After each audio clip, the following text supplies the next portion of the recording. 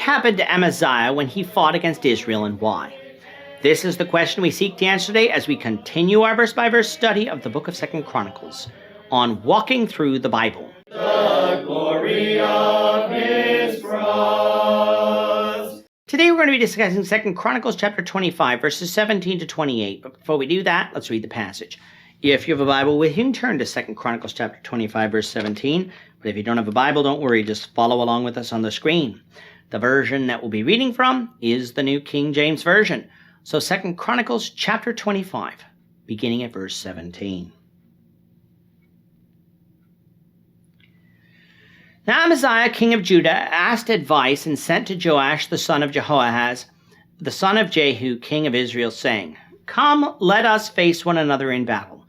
And Joash, king of Israel, sent Amaziah, king of Judah, saying, "The thistle that was in Lebanon sent to the cedar that was in Lebanon, saying, Give your daughter to my son as wife. And a wild beast that was in Lebanon passed by and trampled the thistle. Indeed, you say that you have defeated the Edomites, and your heart is lifted up to boast. Stay at home now. Why should you meddle with trouble, that you should fall, you and Judah with you?" But Amaziah would not heed, for it came from God that he might give them into the hand of their enemies, because they sought the gods of Edom.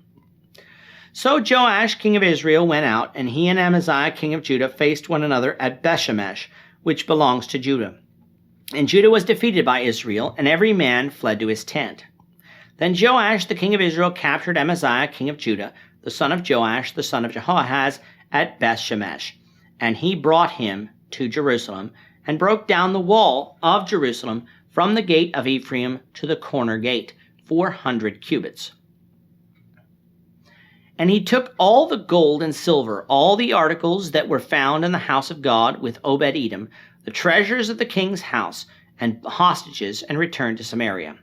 Amaziah, the son of Joash, king of Judah, lived 15 years after the death of Joash, the son of Jehoahaz, king of Israel. Now the rest of the acts of Amaziah, from first to last, indeed are they not written in the book of the kings of Judah and Israel? After the time that Amaziah turned away from following the Lord, they made a conspiracy against him in Jerusalem, and he fled to Lachish. But they sent after him to Lachish and killed him there. Then they brought him on horses and buried him with his fathers in the city of Judah.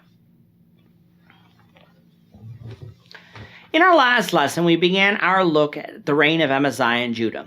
We learned that Amaziah was a rather conflicted king, serving God in the beginning, but falling away from God later on in his reign. This falling away had to do with pride, which led him off into idolatry. It started when he wanted to go to battle against Edom. His army only numbered 300,000, and so he hired 100,000 more from Israel. God was angry with Israel due to their idolatry, and so sent a prophet to warn Amaziah that he would lose if he kept the Israelites in his army. And to his credit, Amaziah discharged these men, taking a financial loss in the process. He was therefore victorious over Edom.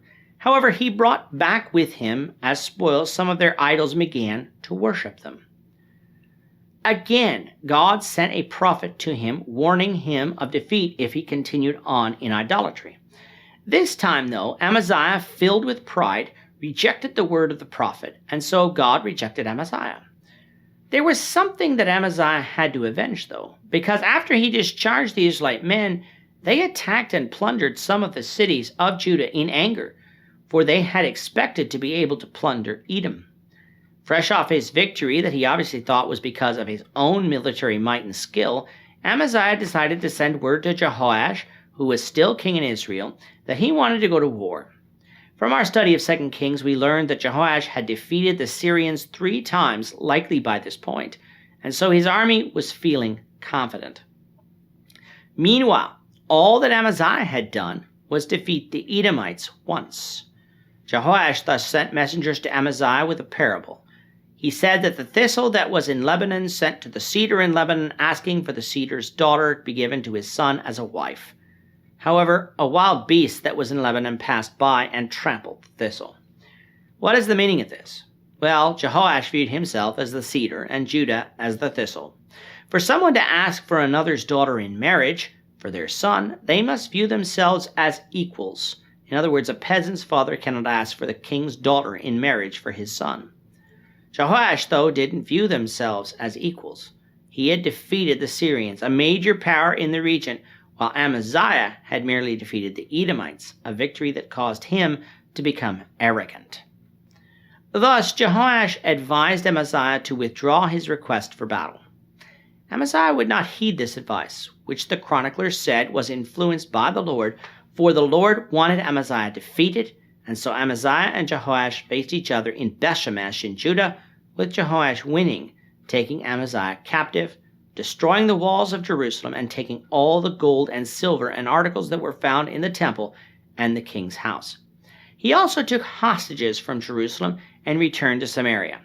Verse 25 says that Amaziah lived for 15 years after the death of Jehoash, a statement that gives us an approximate time for his capture by Jehoash. According to our timeline, Jehoash had already been reigning for 2 years by the time Amaziah took the throne. Amaziah's war with the Edomites likely didn't happen immediately, but given that Jehoash would have had time to defeat the Syrians 3 times, this places Amaziah's war with the Edomites around the 4th year of his reign.